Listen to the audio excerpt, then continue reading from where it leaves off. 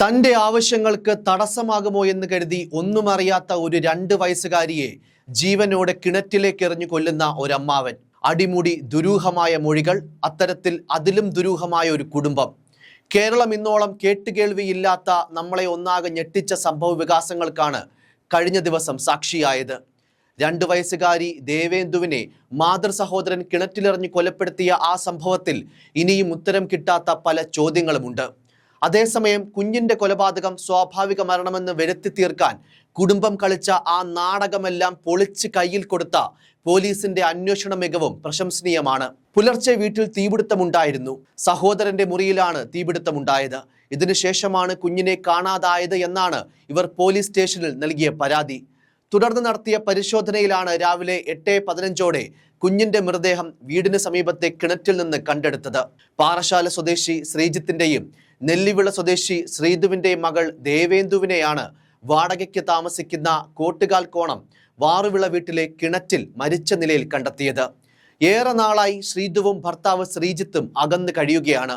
ഇവർക്ക് 8 വയസ്സുള്ള ഒരു മകൾ കൂടിയുണ്ട്. സഹോദരിയെ ഇഷ്ടമായിരുന്നുവെങ്കിലും ഹരികുമാറിന് കുട്ടികളെ ഇഷ്ടമല്ലായിരുന്നുവെന്നും തൻ്റെ ആവശ്യങ്ങൾക്ക് കുട്ടി തടസ്സമാകുമോ എന്ന ചിന്തയാണ് ജീവനോടെ ഒരു 2 വയസ്സുകാരിയെ കിണറ്റിലേക്കെറിയുന്ന നിഷ്ഠൂരമായ കൃത്യത്തിലേക്ക് പ്രതിയെ നയിച്ചതെന്നുമാണ് ഇതുവരെയുള്ള പോലീസിന്റെ അനുമാനം. മാത്രമല്ല, ഇളയ കുഞ്ഞ് ജനിച്ചതിന് ശേഷമാണ് കുടുംബത്തിന് വലിയ കടബാധ്യത വന്നു ചേർന്നതെന്ന് ഹരികുമാർ വിശ്വസിച്ചിരുന്നതായും പോലീസ് സംശയിക്കുന്നു. നിലവിൽ ഹരികുമാർ അന്വേഷണത്തോട് സഹകരിക്കാത്ത സമീപനമാണുള്ളത്. മാത്രമല്ല, പോലീസ് സ്റ്റേഷനിൽ കൊടുക്കുന്ന ഭക്ഷണമൊന്നും കഴിക്കാതെ ഒരു നിരാഹാര പ്രതിഷേധം കൂടി നടത്തുകയാണ് ഈ പ്രതി. ഹരികുമാറിന് സ്ത്രീകളുമായുള്ള വഴിവിട്ട ബന്ധത്തെപ്പറ്റിയൊക്കെ പലതവണ സഹോദരി ശ്രീധുവുമായി പ്രശ്നങ്ങൾ ഉണ്ടായിട്ടുണ്ടെന്നും അറിയുന്നു. മാത്രമല്ല, ശ്രീധുവിന്റെ ഭർത്താവ് ശ്രീജിത്ത് ശ്രീധുവുമായി അകന്ന് കഴിയുകയായിരുന്നു. ശ്രീധുവിന്റെ അച്ഛന്റെ മരണാനന്തര ചടങ്ങുകൾ നടക്കാനിരിക്കവെയാണ് ശ്രീജിത്ത് വീണ്ടും ഈ വീട്ടിലേക്ക് എത്തുന്നത്. അച്ഛന്റെ മരണത്തിന് ശേഷമാണ് വീട്ടുകാർ 30 ലക്ഷം രൂപ കാണാനില്ലെന്ന പരാതിയുമായി പോലീസ് സ്റ്റേഷനിലേക്ക് എത്തിയത്. എന്നാൽ അന്നും മൊഴികളിലുള്ള അസ്വാഭാവികതകൾ മൂലം പരാതി വ്യാജമായിരിക്കാമെന്ന നിഗമനത്തിൽ ആ പരാതിയിൽ വലിയ അന്വേഷണമുണ്ടായില്ല. അമ്മാവനായ ഹരികുമാറിന്റെ കുറ്റസമ്മത മൊഴിയുടെ അടിസ്ഥാനത്തിൽ ശ്രീധുവിന്റെ സഹോദരൻ ഹരികുമാറിനെ ബാലരാമപുരം പോലീസ് കഴിഞ്ഞ ദിവസം തന്നെ അറസ്റ്റ് ചെയ്തിരുന്നു. അമ്മ ശ്രീധുവും സഹോദരൻ ഹരികുമാറും ദുരൂഹമായ സ്വഭാവമുള്ള വ്യക്തികളാണെന്നാണ് പോലീസ് വ്യക്തമാക്കിയത്. ഇവർ തമ്മിലുള്ള വാട്സപ്പ് ചാറ്റുകളും പോലീസ് കണ്ടെടുത്തിരുന്നു. ഇന്നലെ ചോദ്യം ചെയ്യലിന് ശേഷം ശ്രീധുവിനെ ഏറ്റെടുക്കാൻ ആരും വരാതിരുന്നത് കൊണ്ട് ഇവരെ പൂജപ്പുരയിലെ മഹിളാ മന്ദിരത്തിലേക്ക് മാറ്റിയിരുന്നു. ഏറ്റവും ഞെട്ടിക്കുന്ന മറ്റൊരു കാര്യം, ദേവേന്ദുവിന്റെ അമ്മയായ ശ്രീധുവിനോട് വഴിവിട്ട ബന്ധങ്ങൾക്ക് സഹോദരൻ ഹരികുമാർ ശ്രമിച്ചിരുന്നുവെന്ന പോലീസ് കണ്ടെത്തലായിരുന്നു. പല കുരുക്കുകളിൽ നിന്നും ഹരികുമാറിനെ സംരക്ഷിച്ചത് കുഞ്ഞിന്റെ അമ്മ ശ്രീധുവായിരുന്നു. പിന്നീട് സഹോദരിയോടും വഴിവിട്ട താല്പര്യങ്ങൾ ഇയാൾ കാണിച്ചു. ഹരികുമാറിനെ പ്രകോപിപ്പിക്കാതിരിക്കാൻ ശ്രീധു ശ്രമിച്ചു. കുട്ടി തന്റെ ഇത്തരം ആവശ്യങ്ങൾക്ക് തടസ്സമെന്ന് കണ്ടതോടെ കൊന്നുവെന്നാണ് ഹരികുമാറിന്റെ കുറ്റസമ്മതം. എന്നാൽ ഇയാൾ പറഞ്ഞത് പോലീസ് പൂർണ്ണമായും വിശ്വസിച്ചിട്ടില്ല. അതായത്, ഇനിയും വ്യക്തമാകാത്ത എന്തെങ്കിലും ദുരൂഹമായ കാരണങ്ങൾ കുട്ടിയുടെ കൊലപാതകത്തിന് പിന്നിലുണ്ടോ എന്നുള്ളതാണ് പോലീസിന്റെ സംശയം. നിലവിൽ അമ്മയുടെ പങ്കിലടക്കം പോലീസിന് സംശയങ്ങളുണ്ട്.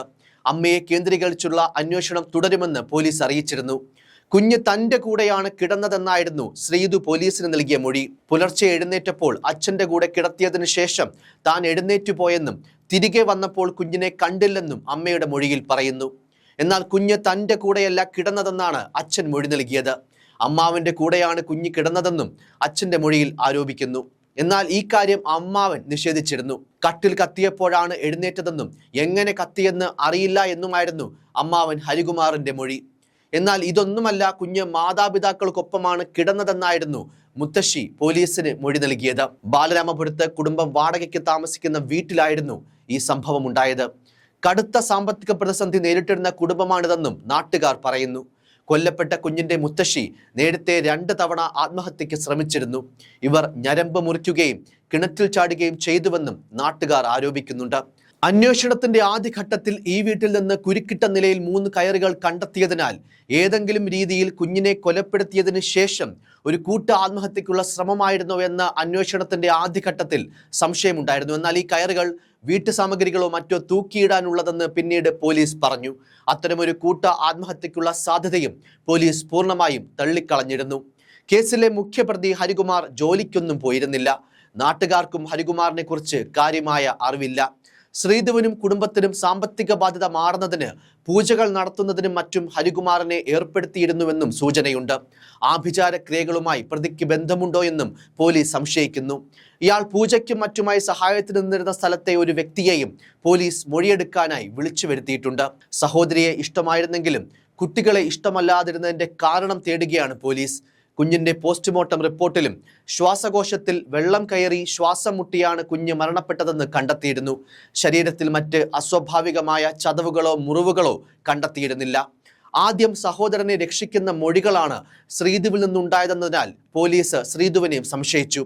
ഹരികുമാറിനെ ചുറ്റിപ്പറ്റിയുള്ള ചുരുളടിയാൻ ഇനിയും അന്വേഷണം വേണമെന്നാണ് പോലീസ് പറയുന്നത്. ശ്രീധുവിന് കൃത്യത്തിൽ പങ്കില്ല എന്ന് നിസ്സംശയം പറയാൻ സാധിക്കുന്നൊരു അവസ്ഥ നിലവിലില്ല. ആ കാര്യത്തിലും ഇനിയും അന്വേഷണമുണ്ടാകും. ക്രൂരമായ കൊലപാതകത്തിന്റെ ഉത്തരം തേടിയുള്ള ചോദ്യം ചെയ്യൽ നീണ്ടത് ഏകദേശം 10 മണിക്കൂറിലേറെയാണ്. വീട്ടുമുറ്റത്തെ കിണറ്റിൽ കുഞ്ഞിന്റെ മൃതദേഹം കണ്ടെത്തുമ്പോൾ തന്നെ പോലീസ് ആദ്യ നിഗമനത്തിലെത്തിയിരുന്നു.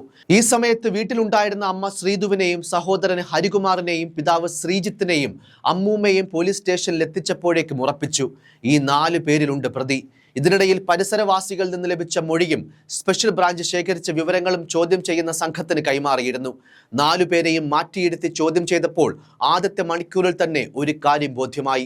കൊലപാതകത്തിൽ അച്ഛൻ ശ്രീജിത്തിനും അമ്മൂമ്മയ്ക്കും ബന്ധമില്ല. പിന്നീട് അവരോട് പോലീസ് ചോദിച്ചത് മുഴുവനും ശ്രീധുവിനെയും സഹോദരനെയും കുറിച്ചായിരുന്നു. അവരിൽ നിന്ന് കിട്ടിയ വിവരങ്ങളുമായി 2 ഡിവൈഎസ്പിമാരുടെ നേതൃത്വത്തിൽ ഈ 2 പേരെയും ഒറ്റയ്ക്കിരുത്തി ചോദ്യം ചെയ്തു. ആദ്യം ഹരികുമാർ പ്രകോപിതനായാണ് പെരുമാറിയത്. നിങ്ങൾ കണ്ടുപിടിക്കൂ, ഞങ്ങൾക്കെങ്ങനെ അറിയാൻ പറ്റുമെന്നൊക്കെ ചോദ്യങ്ങൾ ഉയർത്തി പ്രതി നിഷേധാത്മകമായ നിലപാടുകൾ സ്വീകരിക്കുന്നതും കണ്ടു. ആദ്യം സഹോദരനെ സംരക്ഷിക്കുന്ന ഉത്തരം നൽകിയ ശ്രീധു പിന്നീട് ചില കാര്യങ്ങൾ തുറന്നു പറഞ്ഞു.